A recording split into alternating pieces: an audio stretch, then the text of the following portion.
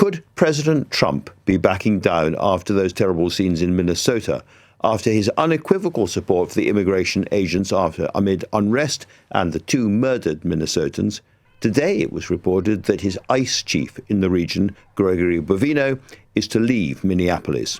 A judge has also called for the chief of ICE to appear in court. To react to what has been a very eventful day in the state is the former acting director of ICE, John Sandweg. John, thank you again very much for joining us. So first of all, Gregory Bovino, who's become, as it were, the face of ICE recently and has this strange title, Commander at Large, I think he's called, a new title. He seems to have been removed from that job and pushed out of what he's been doing. Do you think that President Trump has looked at the polling numbers, looked at the pictures and thought, this is not an argument I can currently win? Yeah, Andrew, I think the galvanizing event, the polling numbers started coming out in the last week or so. I think the public's been reacting really negatively to what they're seeing in Minneapolis. But of course, the galvanizing event was the death over the weekend of the American citizen who was protesting. And then, of course, Bovino comes out and makes some very aggressive statements saying that his agents were acting in self-defense and that Mr. Pretti, the deceased individual, intended to massacre federal agents and that they had to disarm him. And then the videos come out and really contradict all of that. That he faced intense bipartisan blowback, the president did, as a result of that. And obviously pretty quickly started taking action, including removing Bovino from the scene. You're a professional. You've been on the streets. You've done a lot of these things. You've observed this kind of stuff happening, I think, a lot of your life. What did you feel when you saw those videos? Andrew, look, those videos are really hard to watch, but in many ways, they weren't, unfortunately, very surprising. You have to understand there's one thing here that's really a little bit in the weeds, but it's important. That is that Bovino is from the U.S. Border Patrol. The U.S. Border Patrol, actually, that's exactly what they do. They patrol the U.S. border, primarily that U.S. border with Mexico. So they operate in a completely different environment. And a lot of people with DHS experience, including, according to media reports, the current actual head of Customs and Border Protection, the Border Patrol's parent agency, had real concerns with the way in which DHS was deploying these Border Patrol agents led by Bovino into cities like Minneapolis. And Andrew, it's just a completely different type of policing. Mm-hmm. So you're down there at the border in the middle of the desert, dangerous area, dealing with drug cartels in the middle of the night. Suddenly you're up there in Minneapolis dealing with American citizens who are protesting this mass deportation.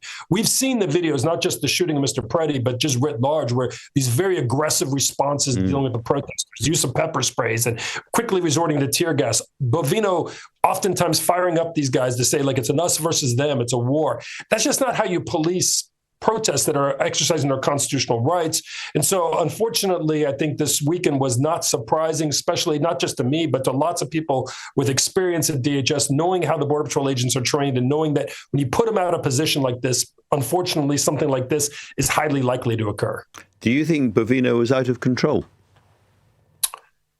I think that Bovino was operating and using the tactics that he has honed, and that he uses at the border in a completely inappropriate environment. I think as well, though, it appears many in the administration supported what they were seeing until this events of this weekend, right? But I just think it was incredibly, look, anytime there's a shooting, there's only one response that's appropriate, and that is we're going to investigate it fully and fairly. I don't know why they felt the need to immediately rush out and try to draw an alternative parallel. I don't know why we continue to push these Border Patrol agents out of position and using these tactics.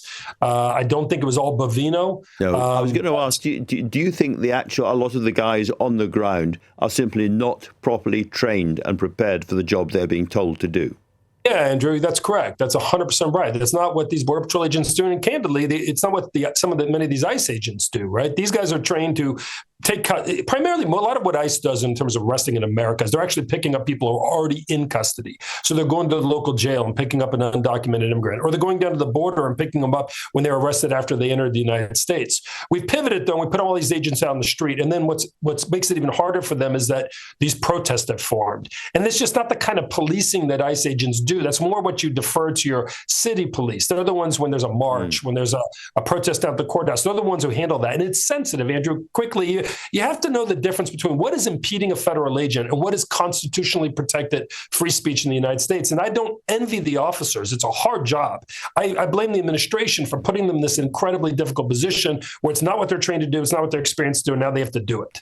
And do you think this has been a sort of pivot moment for what's going on with ICE? In other words, that we're not going to see the same kind of operations rolled out to other American cities, other American states now? That's a really good question, Andrew. That remains to be seen. I will say quickly, you don't need to do what you saw in Minneapolis to do immigration enforcement. Every day for the last 20 years, ICE has arrested criminal, undocumented immigrants in the United States without those scenes of chaos. It was the way they did this, the big announcing in advance they're coming, deploying over 1,000 Border Patrol agents to the city, trying to occupy the city that made it so chaotic. It seems like the president has recognized that it needs to pivot here, that this was really unpopular. I think in this deploying Tom Homan, who I worked with at DHS, is a good step in the right direction. He knows how to do it professionally. We will find out in the coming days. If they pull these Border Patrol agents, not just Bovino, but all these 1,000 agents out of the city, and if we get back to a steady state, I think the answer is we're probably seeing the last of those kind of operations. But you never know, Andrew. You just never know. All we can do now at the moment is hope. John Sandweg, thank you very much indeed for talking to LBC.